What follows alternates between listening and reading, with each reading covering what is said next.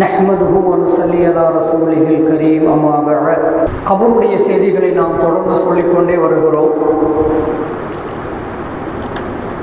கபூரில் அடக்கம் செய்யப்பட்ட உடனேயே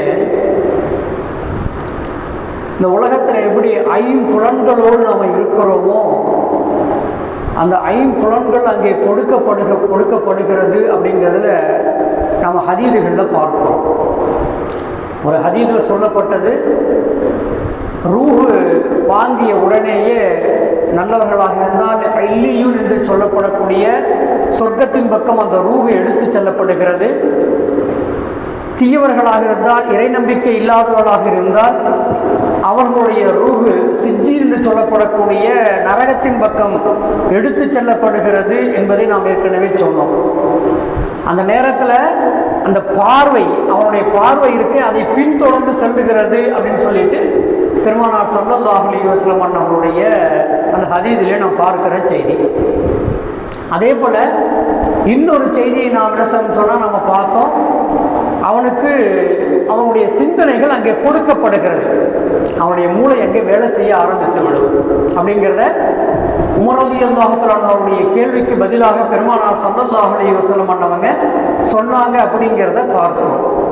அதே போல பெருமானார் ஸல்லல்லாஹு அலைஹி வஸல்லம் அவருடைய இன்னொரு பொன்மொழி என்னன்னு சொன்னால், அடக்கம் செய்துவிட்டு அந்த கபரை விட்டு கொஞ்சம் தூரம் அப்படி நடந்து வருகிற பொழுது அந்த செருப்போசையை நடக்கிற ஓசை இருக்கு பார்த்தீங்களா, காலனி ஓசை, அந்த ஓசையை கபரிலே அடக்கம் செய்யப்பட்டவர்கள் கேட்கிறார்கள் என்று சொல்லி பெருமானார் ஸல்லல்லாஹு அலைஹி வஸல்லம் அவங்க சொல்றாங்க. ஆக புலன்கள் அங்கே வேலை செய்கிறது என்பது நாம் இந்த ஹதீதுகளின் மூலமாக நாம் பார்க்கிற செய்தி. அதே போல பாருங்க, இந்த பேசும் தன்மையும் அங்கே கொடுக்கப்படுகிறது அப்படிங்கிறத நம்ம பார்க்கிறோம். நமக்கெல்லாம் ஆச்சரியமா இருக்கலாம், இதெல்லாம் நடக்குமா, இதெல்லாம் எப்படி மரணிச்சு போனவனுக்கு, செத்து போனவனுக்கு காது கேட்கறது, பார்வைங்கிறது, சிந்திக்கிறதுங்கிறது இதெல்லாம் நடக்குமா அப்படின்னு நம்ம வேணா நினைக்கலாம். ஆனால் அல்லாஹ் எல்லாவற்றிற்கும் வல்லமை பெற்றவன் அப்படிங்கிறது நாம் முதல்ல அந்த அல்லாஹுடைய அந்த வல்லமை நம்முடைய மனசில் வச்சுக்கிட்டோம்னு சொன்னால் இதெல்லாம் சர்வ சாதாரணம் அப்படிங்கிறது நமக்கு நம்முடைய உள்ளத்தில் பதிவாகிவிடும்.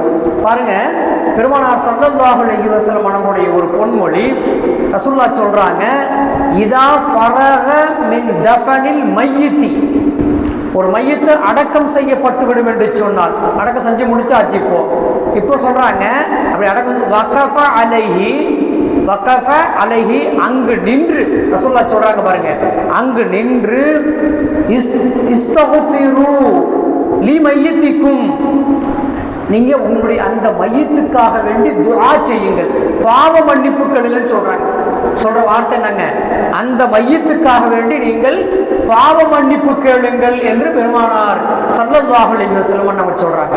இன்னும் சொன்னாங்க, வஸலு லஹு தஸ்பீத, அவர் உறுதியாக இருப்பதற்கு, எதுக்கு உறுதியாக, கபருக்கு போன உடனே அங்கே நிறைய கேள்விகள்லாம் கேட்கப்படும், தொழுகையை பற்றி கேட்கப்படும், முன்கர் நக்கீர் வருவாங்க, இப்படி என்ன செய்வாங்கன்னு சொன்னால் தொடர்ந்து வழக்குகள் அங்கே அனுப்புவான் அல்லாஹ்.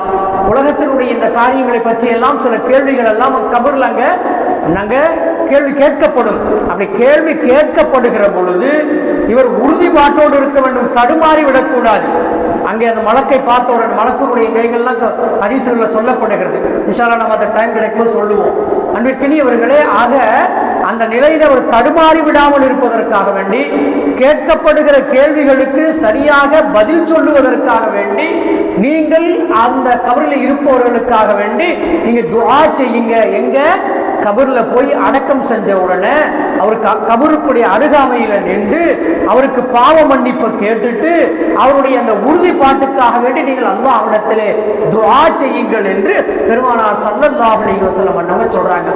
சொல்லிட்டு இப்ப சொன்னாங்க, ஒரு மையத்தை அடக்கம் பண்ணிட்டு தான் இந்த செய்தியை பேசுறாங்க. இப்ப சொன்னாங்க, ஃபஇன்னஹுல் ஆன யுஸ்அலு, இப்பொழுது இந்த மையத்தில், எந்த மையத்தை கபூர்ல அடக்கிட்டு ரசூலுல்லாஹி ஸல்லல்லாஹு அலைஹி வஸல்லம் அந்த செய்தியை சொன்னாங்களோ அந்த மையத்தை சுட்டி காட்டி சொல்றாங்க, இப்போ இந்த மையத்து கேள்வி கேட்கப்படுகிறது. ரசூலுல்லாஹ் சொல்றாங்க, கபூர்ல இப்ப அடக்கம் செய்யப்பட்டிருக்கிற இந்த மையத்து கேள்வி கேட்கப்படுகிறது. எனவே நீங்க என்ன செய்யணும்னு சொன்னா உங்களுடைய இறந்து போன அந்த சகோதரருக்காக வேண்டி அவருக்கு முதலிலே பாவ மன்னிப்பை கபரிடத்தில் நின்றே கேள்வி முதல்ல செய்யணும்னு சொன்னா முதல்ல கேளுங்க, இஸ்திக்ஃபார் கேளுங்க. இரண்டாவது அவருடைய உறுதிப்பாட்டு கேள்விக்கு சரியான பதில் சொல்றதுக்காக வேண்டி அதை நீங்கள் கேளுங்கள் என்று பெருமானார் ஸல்லல்லாஹு அலைஹி வஸல்லம் அன்னவங்க சொல்லித் தருகிற செய்திகளில் இருந்து நாம் பார்க்க முடிகிறது அன்பிற்கினியவர்களே. ஆக நம்முடைய புலன்கள் கபரிலே திருப்பி கொடுக்கப்படுகிறது என்பதை நாம் நம்முடைய மனதிலே நிறுத்தி கொண்டு நம்முடைய வாழ்க்கையும் என்ன செய்யணும்னு சொன்னால் நாம் சரியாக ஆக்கிக் கொள்ள வேண்டும். நம்முடைய இறந்த முன்னோர்களுக்காக வேண்டி நாம் என்ன செய்யணும்னு சொன்னால் அவருடைய பாவ மன்னிப்பிற்காக வேண்டியும் கபருடைய விசாலத்திற்காக வேண்டியும் அங்கே கேட்கப்படுகிற கேள்விகளுக்கு சரியான பதிலை சொல்வதற்காக வேண்டியும் நாம் அல்லாஹ்விடத்திலே மன்றாட வேண்டும் என்பதும் இந்த ஹதீதுகள் உணர்த்துகிற செய்தியாக இருக்கிறது. அல்லாஹ் ரஹ்மான் ஹக்கு சுப்ஹானஹு வ தஆலா நம்மவர்களுக்கு நம்முடைய வாழ்க்கையிலும் மறுமையிலும் நல்ல வாக்கியங்களையே தந்த அருள் புரிவானாக. வாஹிரு தஅவானா அனில் ஹம்துலில்லாஹி ரப்பில் ஆலமீன். அஸ்ஸலாமு அலைக்கும் வரஹ்மத்துல்லாஹி வ பரகாத்துஹு.